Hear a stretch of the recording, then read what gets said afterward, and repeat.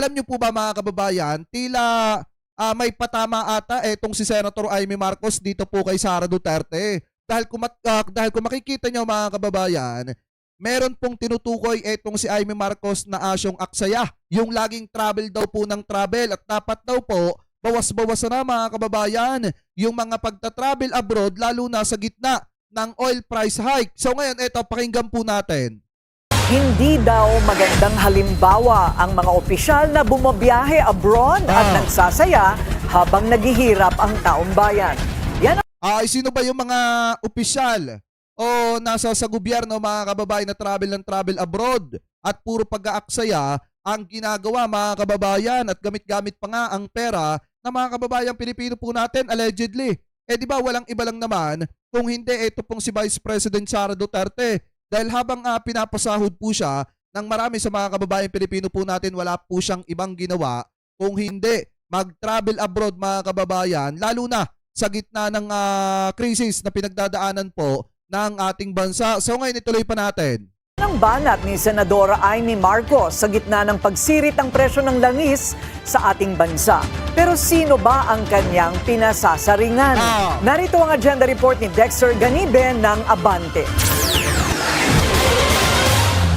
Pinatitigil na ni Senador Amy Marcos ang tinagurian niyang asyong aksaya sa gobyerno. Sa panahon ngayon, dapat daw naghihigpit ng sinturon at kailangang pantay-pantay lahat. Banat ng senadora, nagawa pa raw ng opisyal na di niya pinangalanan na bumiyahe abroad at magpa-party sa kabila ng pinagdadaanan ngayon ng maraming Pinoy dahil sa pagtaas na... Sino ba yung mga opisyalis mga kababayan na nasa sa gobyerno ang mahilig po mag-travel abroad? Di ba walang iba lang naman kung hindi si Vice President Sara Duterte, lalo na kapag may sakuna dito po sa ating bansa. Di po ba malimit nasa sa ibang bansa po siya? So iisipin ko na lang na ang pinapatamaan dito ni Senator Amy Marcos ay walang iba kung hindi etong si Vice President Sara Duterte. Anyway, tuloy pa natin. Ng presyo ng langis. Yung mga asyong aksaya dyan, tumigil-tigil na. Talagang kinakailangan gawin yon. Pero yun nga, dapat pantay-pantay ang pagsisikip ng sinturon. Kasi yung ibang opisyal naman, kung saan-saan pa naglalakbay, kung saan-saan pa pumupunta, panay pa yung pa-party, palagay ko, hindi naman magandang halimbawa yun.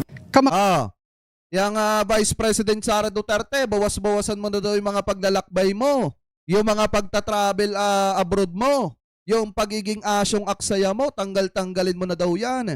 Kailangan maghigpit muna ng sinturon. So paano yan? Kung magta-travel abroad ulit si Vice President Sara Duterte, lalo na sa kalagitnaan na nasa krisis po ang ating bansa, napakapangit po niyan tingnan. Kaya kung ako kay Vice President Sara Duterte, kaysa mag-travel abroad po kayo, harapin nyo na lamang po yung impeachment po ninyo. Much better. Makailan lang ay bumiyahe sa US ang kapatid ni Senator Amy na si PBBM para sa kanyang talumpati sa special plenary meeting ng UN General Assembly sa New York.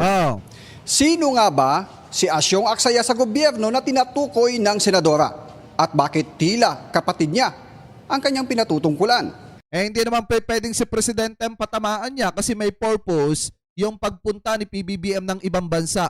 At maliwanag mga kababayan na may dahilan po yon. Unlike sa mga paglalakbay ni Sara Duterte na wala naman pong dahilan. Ano po, dahil kung titingnan nyo mga kababayan, diba, lalo na kapag may kalamidad dito sa ating bansa, hindi naman po natin matagpuan si Vice President Sara Duterte. Kaya nga iisipin ko na lamang na ang pinapatamaan ni Amy Marcos dito ay walang iba kung hindi yung kanyang best friend na si Sara Duterte. Ano po, anyway, tuloy pa natin. Si Asyong Aksaya ay isang karakter na ginampanan ng yumao ng batikang aktor na si Chiquito. Nag-umpisa ito sa mga iginuguhit ng kilalang Pinoy cartoonist na si Larry Alcala noong dekada 70, panahon ng administrasyon ni Ferdinand E. Marcos. Para tuligsain ang magarbong pamumuhay ng unang pamilya sa kabila ng paghihirap ng maraming Pinoy. Ngayong nauulit umano ito, nanawagan si Senador Amy na gawin ang lahat ng pwedeng gawin para makatipid. Kabilang ang pagkonsidera ng carpooling, hindi lang ng mga empleyado ng pribadong sektor kundi maging ng pamahalaan. Lahat ng pwedeng gawin, dapat gawin na. Yung work from home, kailangan palawakin. Maliwanag na yung digital, napaka-importante. Yung carpooling, importante. Yung daylight saving time, ibalik na natin yan. Lahat yan nagawa na natin. Suportado naman daw niya ang emergency powers para sa kapatid na Pangulo para mag-suspend o mabawasan ang excise tax sa langis. Pero mga kumpanya ng langis lang daw ang makikinabang dito. Kaya muli niyang iginiit na tapyasin na rin ang VAT sa langis at itaas ang tax exemption ng mga manggagawa sa mga ganitong pambihirang panahon. Para sa agenda, Dexter Ganibe, Abante. At saka ang isa dyan mga kababayan, speaking of paghihigpit ng sinturon, abay wala ba magagawang aksyon ang Senado sa patuloy na pag-absent po ni Senator Bato de la Rosa at hindi na po pagpasok sa Senado pero diretso pa rin ang pagtanggap po niya ng sweldo. Di po ba pinag-uusapan natin ngayon ang pagtitipid? Lalo na at nahaharap po ang ating pamahalaan ng ating bansa sa isang krisis mga kababayan na kung saan marami sa mga kababayan Pilipino po natin ang talagang nararamdaman yung epekto ng pagtaas ng presyo ng petrolyo. Di po ba mas maganda na makaramdam din yung Senado, lalo na at si Senator Bato de la Rosa ay hindi po papapasok pero diretso yung pagsweldo. Kita nyo mga kababayan, nagsalita po si Senator JB Ejercito at sinasabi po dito na yung ethics complaint versus Senator de la Rosa posibleng mabasura daw po mga kababayan. So ngayon ito pakinggan po natin. May mga bumabatiko sa patuloy na pag-absent ni Senator De La Rosa sa Senado pero ang sinampang reklamo laban sa senador, posible rang daw na babasura. Live mula sa TV5 Media Center, nangunguna sa balita si News 5 Senate Correspondent Mayan Los Baños. Mayan, anong paliwanag ng Senate Ethics Committee? Jiggy, para umusad yung ethics complaint na naisampa laban kay Senator Bato de la Rosa, kailangan daw munang amyendahan ang rules ng Senado. Yan ang paliwanag ni Senator G.V. Ejercito bilang chairman ng Senate Ethics Committee. Bakit? Ba't kailangan amyendahan, Jiggy? Kasi sa ngayon, wala sa rules ng Senado yung tinatawag o yung usapin kaugnay sa no work, no pay, lalo Diba? na sa mga senador na nag-a-absent ng matagal, gaya ni Senator Bato de la Rosa. Walang Saka biruin nyo mga kababayan, ang tagal-tagal na hindi po pumapasok itong si Senator Bato de la Rosa at matagal na rin po siyang tumatanggap ng sweldo galing po sa pera ng mga kababayang Pilipino po natin. Tapos ang makikita ninyo, lalo na ngayon sa panahong ito, sinasabi ni Senator Amy Marcos na kailangan maghigpit ng sinturon. Pero kung mapapansin nyo, di ba ang totoong asyong aksaya, bukod kay Sara Duterte, masasabi rin natin na ito pong si Senator Bato de la Rosa, bakit tumatanggap siya ng sweldo pero hindi po siya pumapasok? ang probisyon sa rules ng Senado kaugnay niyan. At kung matatandaan din natin, Jiggy, may naghain ng ethics complaint laban kay Senator Bato de la Rosa, particularly and basing dyan nga sa kanyang pag-a-absent na matagal. At ang reklamo nga nung grupong Huwag Kang Kukurap ay dapat naman hindi na sinesweldohan si Senator Bato de la Rosa dahil hindi nga siya pumapasok sa mga hearings o session ng Senado at simula nung November pa yan. So, November, December. Sa bagay mga kababayan, ano pa ba naman ang aasahan natin dito? Di ba matalik na kaibigan nga ni Senator JB Ejercito, ito pong si Senator Bato de la Rosa. At kahit maging siya, may kinakaharap din mga kababayan na ethics complaint. So alam na naman natin na talaga mababasura at mababasura lang din po yan. Lalo na ang nangyayari nga sa kanila mga kababayan, porkit kaibigan po nila, pinagtatakpan nila. Pero kung titingnan nyo, masakit po ito sa mga kababayang Pilipino po natin, lalo na at kung hindi magtatrabaho at papasok yung mga normal na mga kababayang Pilipino po natin, wala po silang sasahurin. Samantalang makikita nila sa mga balita, mga kababayan, na itong isang senador, hindi na nga pumapasok, napakatagal na panahon na, pero diretso pa rin po yung sweldo. Yun yung masakit sa kanila. Ano po? Anyway, tuloy pa natin. January, February, March, 4 months na siyang hindi nagpapakita at sinasabi nga na hindi na nagagawa ang kanyang trabaho bilang senador. Narito ang bahagi ng pahayag ni Senator G.V. Ejercito. In case, kung gusto mag-prosper, kailangan i-amend yung rules. Kami na nga po nagmamadali na ipasa yung adoption ng rules. Hindi naman pwedeng dahil mainit yung issue sa isang senador. Again, we will, first in, first out. At mayan, bukod kay Senator De La Rosa, sino-sino pa yung mga senador na may kinakarap na reklamo? Jiggy, mula dun sa nakaraang meeting noong March 4, ang alam natin, 6 yung ethics complaint na nakahain sa Senado. Pero kanina, sinabi ni Senator J.V. Ejercito na umakyat na yan sa siyam. So meron ng siyam na ethics complaint na kailangang itakil yung komite, at hindi pa rin Ay, shoutout po Walter, kay Walter. Ayan, sa New Jersey ito. Mega love shoutout po sa inyo ha. Pinangalanan ni Senator JV kung sino-sino yung mga senador na may nakasampang ethics complaint pero nauna na kasing lumabas sa media yung ilan sa kanila. For example, sila Senators Chis Escudero, Risa Hontiveros, Bato de la Rosa at JV Ejercito, sila yung alam natin na may nakahain na ethics complaint. So Jiggy, what happens now? Basically, bibigyan ng notice itong mga senador na may nakasampang ethics complaint para makita din nila yung background at nature ng reklamo laban sa kanila. And then yung next meeting ng Ethics Committee, which will happen after the Lenten season o after ng Holy Week, diyan nila ngayon titignan kung yan ba ay sufficient in form and substance, yan ba ay may sapat na ebidensya at grounds. So oras na meron ngang grounds dyan sa mga ethics complaint na yan, saka pa lamang bibigyan ng kumpletong kopya ng ethics complaint yung mga senador na inirereklamo para makasagot din sila and possibly i-invite din ng komite yung mismong mga complainant para sila din yung magsalita kung bakit nga ba nila hinahainan ng ethics complaint yung isang partikular na senador. Narito ang bahagi ng pahayag ni Senator JV Ejercito.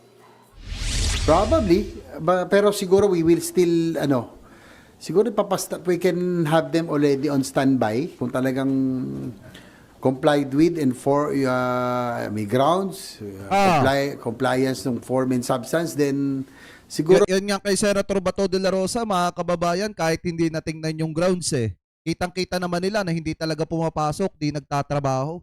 The only time we will call the respondent and the complainant, pag sa preliminary inquiry.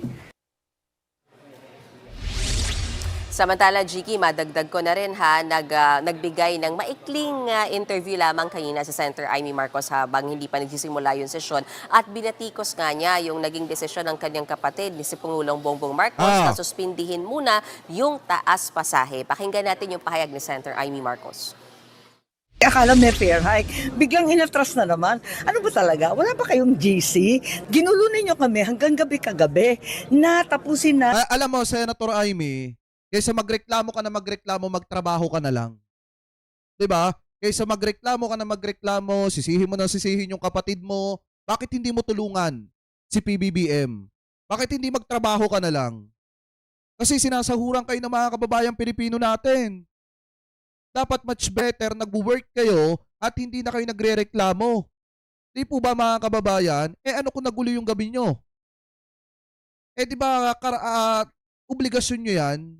Tungkulin nyo na magtrabaho at tulungan ang presidente. Kaya nga nandiyan kayo Di po ba? Anyway, tuloy pa natin. Yung excise tax authorization sa presidente. Pagkatapos sasabihin naman ng ating finance secretary na hindi pa kailangan yung excise tax na yan. GC, please, hilong-hilo na kami. Diba? Jiggy, yan muna ang latest mula sa mga kaganapan sa Senado. Balik sa'yo. Kasi mga kababayan, sa totoo lang, ang presidente po natin natanong kanina sa isang ambush interview. At ito yung mga sinabi niya sa mga kababayang Pilipino po natin. Ito, play muna natin mga kababayan. Asan ba yun? Ayan.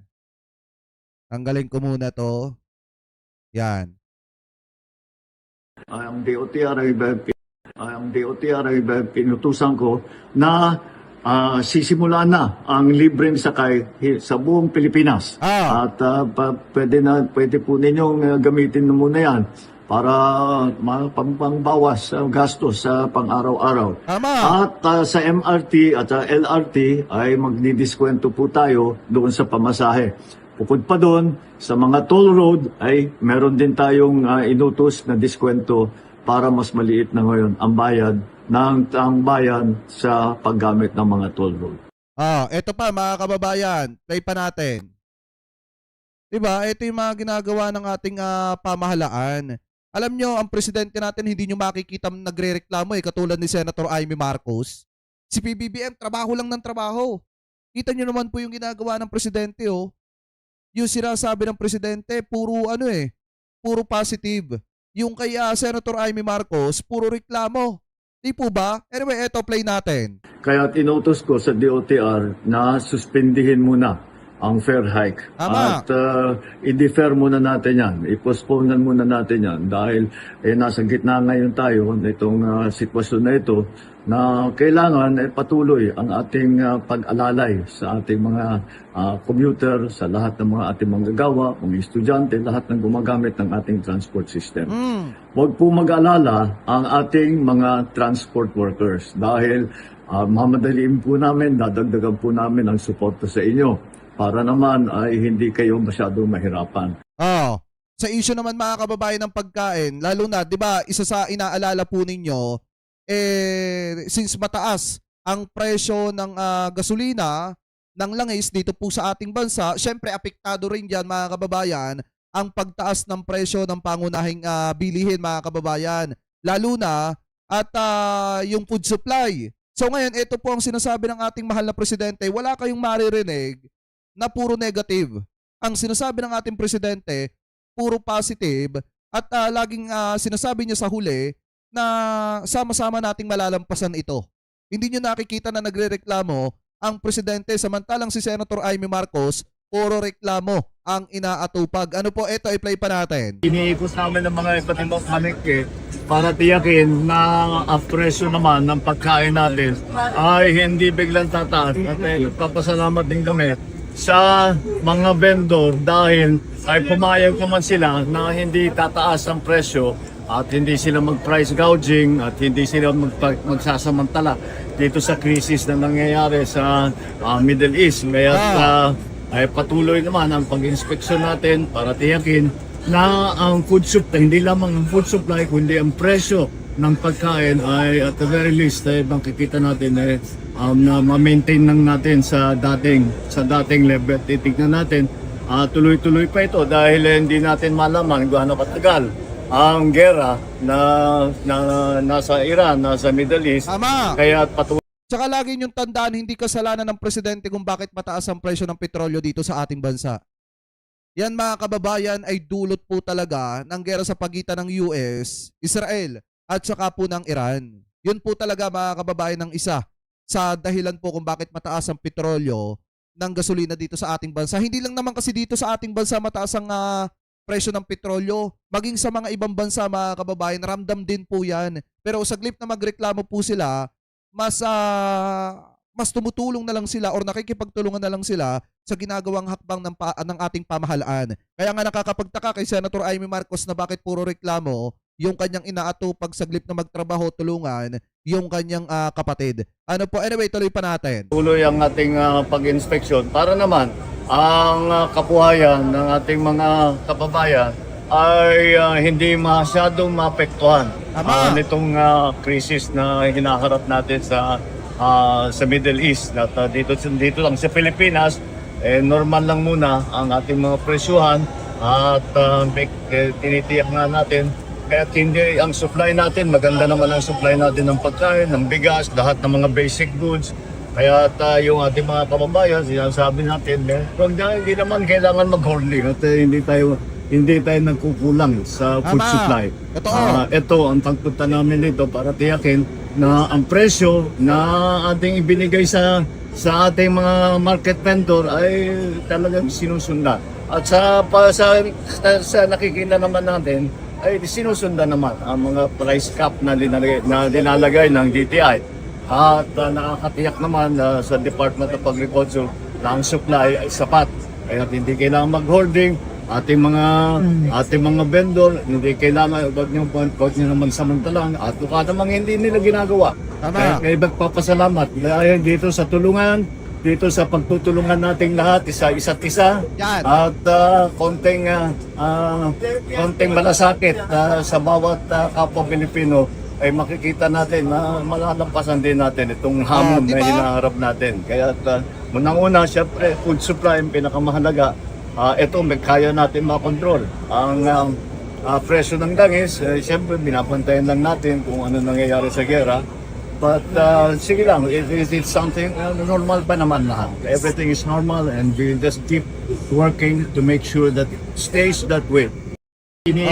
Ayan mga kababayan, wala kayong maririnig na reklamo or mga negative na salita sa ating mahal na presidente. Unlike dito kay Senator Amy Marcos, mga kababayan, na puro reklamo. Ito, kung mapapansin nyo kanina, puro reklamo siya dito eh. Sa presidente.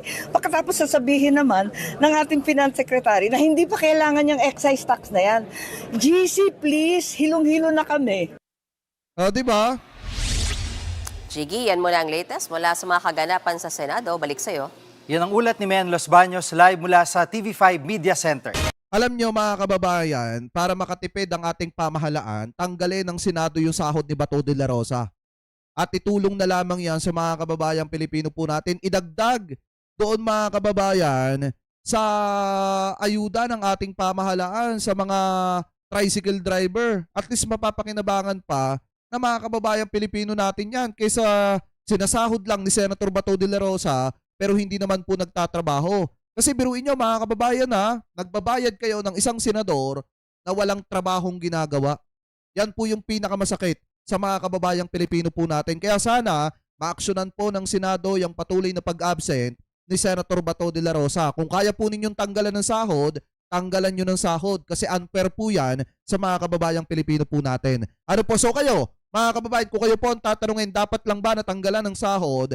Ito pong si Senator Bato de la Rosa, since pinag-uusapan po dito yung pagtitipid at paghihigpit ng sinturon. Ano po? So comment below na lamang po kung ano po masasabi nyo. Hingil po dyan.